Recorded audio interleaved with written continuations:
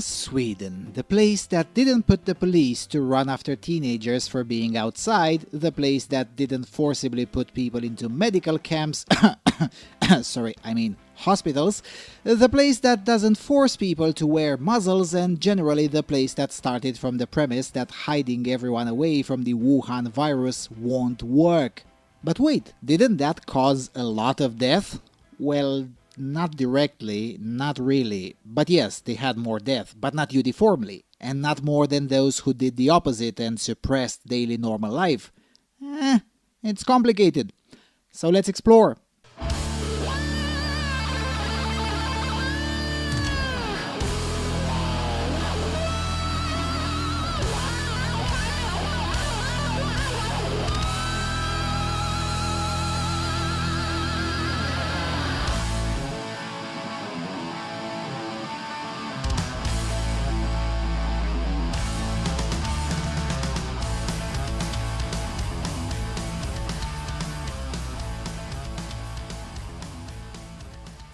Hello everyone and welcome to the third episode of the miniseries Pandemic Sweden. This time we'll discuss numbers and the failures of the Swedish strategy with respect to the Chinese cough. In the first two episodes we discussed a lot about the benefits, but the Swedish strategy led by Dr. Tegnell is far from perfect. So what went wrong? Well, as much as the panicards would have you believe that it's because they didn't suppress fundamental human rights, the reality is a lot more complicated. The biggest reproach against Sweden is its huge death rate per 100,000 or per million, which is then used by panicards to say, see, this is why suppressing civil liberties is better. Well, not so fast. So, first of all, roughly 5,700 people died with the Wuhan flu since this madness started. How many of them died because of the Wuhan flu?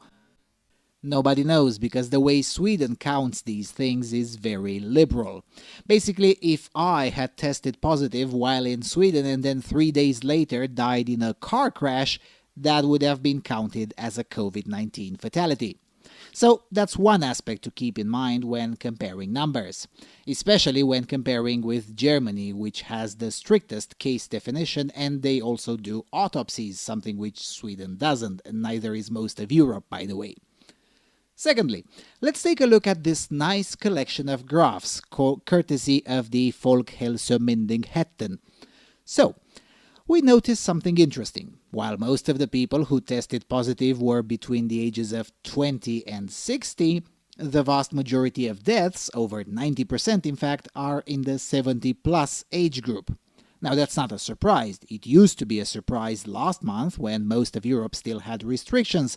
Now slowly this graph looks pretty much the same on every country as young people grow tired of following insane government edicts and start leading a normal life, which, yes, it also means they catch the cough. And they'll be fine. Trust me. They'll cough a little bit, just like I did, and then move on. Now, when we zoom in a little bit, we find out that roughly 26% of the deaths recorded in Sweden with the Wuhan flu are in the age group 90 plus, the second most affected age group after 80 to 89.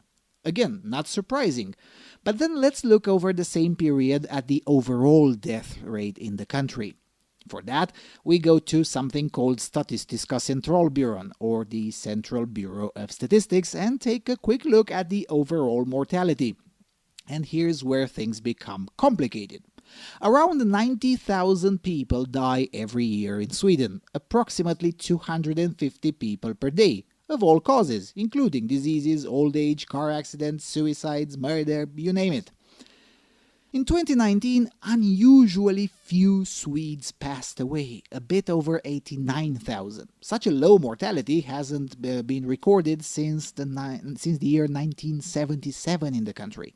The year before, in 2018, 92,000 people died, and most of the excess is attributed to an unusually high number of deaths from the flu. That flu was also a pandemic, by the way, it just didn't have such a great PR like the Wuhan flu. Germany also had a huge mortality due to the flu in 2018, much bigger than from the Wuhan flu, by the way. So, how does the overall mortality for 2020 so far compare with the last 5 years, including the unusually low 2019 and the unusually high 2018? Well, kinda like this. Translation. The year started with a below-average mortality until mid-March, then a rapid growth, mostly from the Wuhan flu in late March, all of April and early May, and then a rapid decline towards the average and now again below the average. Quite significantly below the average, in fact.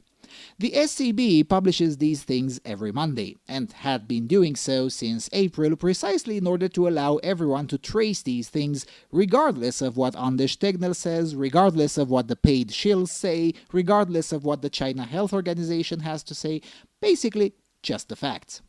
And the facts are pretty clear. Sweden is on a course to have a year with an overall mortality no bigger than the median of the previous 5 years. In other words, people like Dr. David Kotz of the Yale Griffin Prevention Research Center or Dr. John Ioannidis of the Stanford School of Medicine were entirely correct. The so-called lockdown didn't exactly prevent any deaths, it just moved the date a bit further at a gigantic cost. Sweden merely recorded them earlier. So did Italy, by the way. The rest of Europe, particularly Eastern Europe, will record them in September or so. But still, it does look like a huge number, isn't it? And surely Sweden could have done something about it. Well, yes, that is true, but for different reasons. At least 50% of all deaths with the Wuhan flu took place in elderly care facilities, which should tell you that shutting down nightclubs or bars wouldn't have helped in the least bit. But even in the elderly care facilities, there are differences. Here's a graph you will most likely never see in the English language press. The elderly care facilities owned by the state saw a higher mortality rate than the ones owned by private actors. Both were hit pretty high, mind you, but the privately owned ones seem to have sailed this slightly better. It's almost as if it kinda helps when you have a financial incentive to keep your customers alive. Maybe. In any event, it is undoubtedly clear that overall Sweden has failed when it comes to elderly care facilities which should have and could have been protected much better. Still, once it was banned to visit any of such facilities on April the 19th, the death curve started to flatten. Once those most likely to die were exposed drastically less to the Wuhan flu, the overall mortality dropped. Other countries should take notice. Instead of spending ungodly resources on enforcing ridiculous mask laws and other social distancing nonsense, spend those resources on keeping the ones most likely to die from this cough from getting it. And then there's the issue of the chain of command. You see, in Sweden, very few things can be dictated from Stockholm. This is usually a very good thing, in part because it prevents Stockholm from imposing its idiocy upon everyone else. However, Sweden takes this to a whole new level. The regions are also federalized even among the same department. So while the health authority in, let's say, Västra Götaland get their guidance from the FHM, they still can't tell everyone in the local health system to do something. It's all down to the lowest level, namely the director of each institution.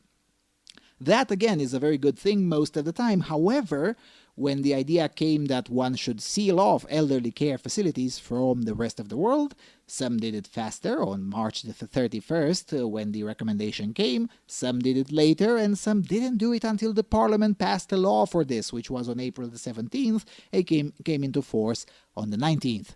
That slow reaction surely caused some excess death. How much? Well, that's impossible to know right now. It could be 10 deaths, it could be 1,000. Combing through statistics is something that is unlikely to be possible this year.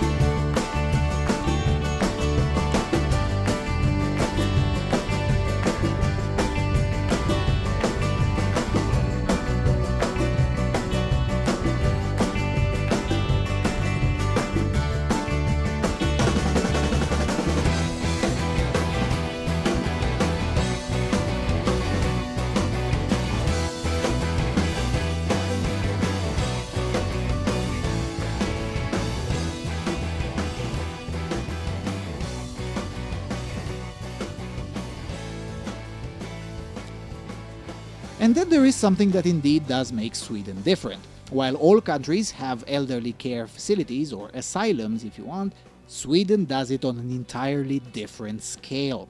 To put things into perspective, a care home with 100 clients is considered big or crowded in most of Europe.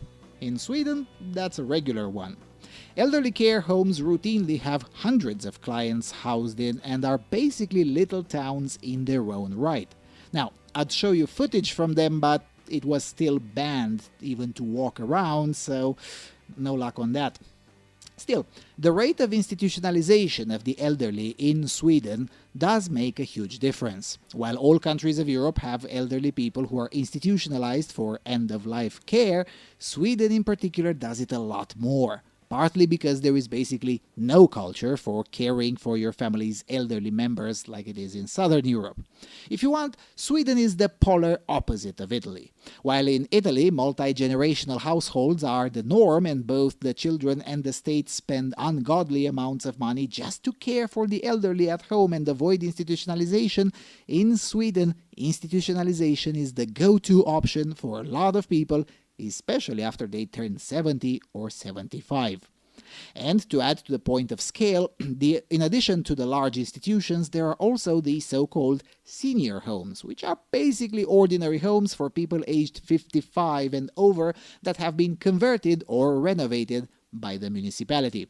What makes them special is that they have extra accessibility features and the residents can require assistance. Well, in addition to the 50% of all COVID-related deaths being in nursing homes, another 25 to 26% is in these senior homes. And those got the virus from the various contractors who provided home assistance.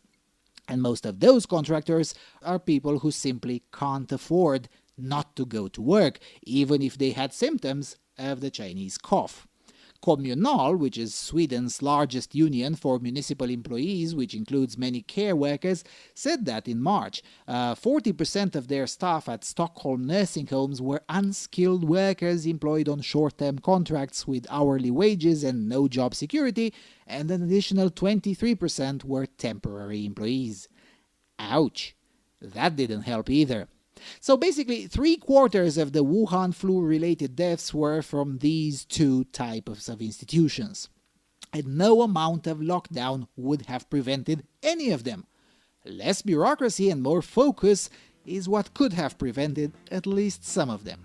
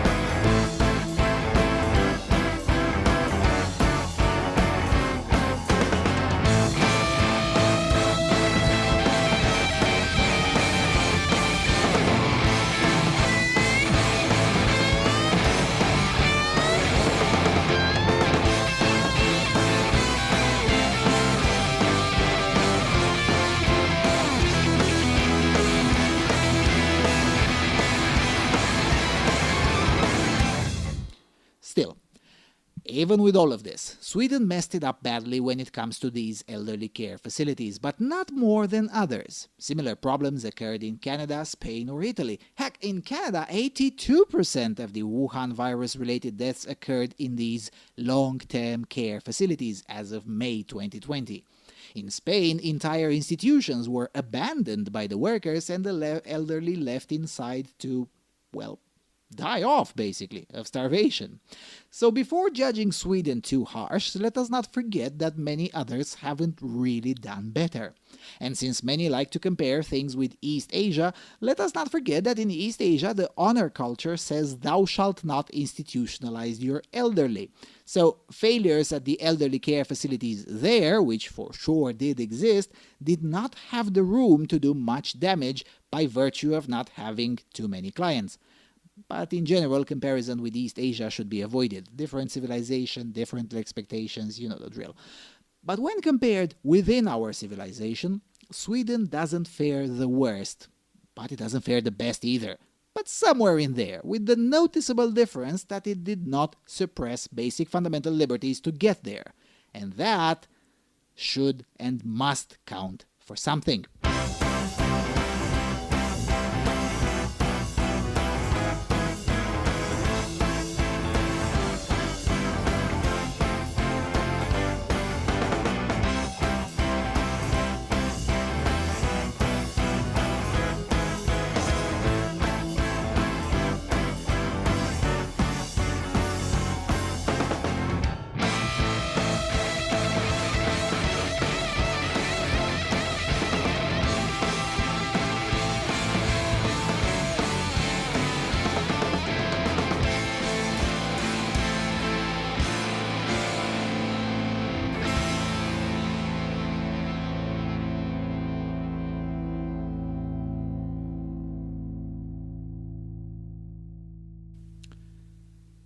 Then there's the discussion about herd immunity. Even though Dr. Tegnell and the FOM insisted that herd immunity is not an objective in itself, of course everyone is asking. And the answer is further complicated by the amount of paid shills. And by paid shilling, I mean things like this. If you Google herd immunity Sweden, the first thing that pops up is a paid post by the China Health Organization that outright denies basic immunology. Then there's the fact that measuring immunity is not an easy task. Testing negative for antibodies doesn't mean lack of immunity necessarily. And in the case of the Wuhan flu, it is further complicated by the fact that the same immune response is triggered by any other coronavirus, and most of them are called common cold. The FOM's estimation is that 6% of the populace has antibodies for it. But it doesn't mean only 6% of the populace has had the Wuhan virus and is now immune to it. The number is higher. But how much higher? Well, nobody knows. That is the honest answer. Unsurprisingly, that's also the least common answer you will find in the media, which doesn't stop from pushing the narrative that it was all a failure, even though nobody can know that. We can only know that the contagion has slowed down and almost nobody is dying with it anymore in Sweden. That we know for sure. How many are immune? God, if he exists, probably he knows, but I'm an atheist, so I will say nobody knows. And any human who claims otherwise has an agenda to sell.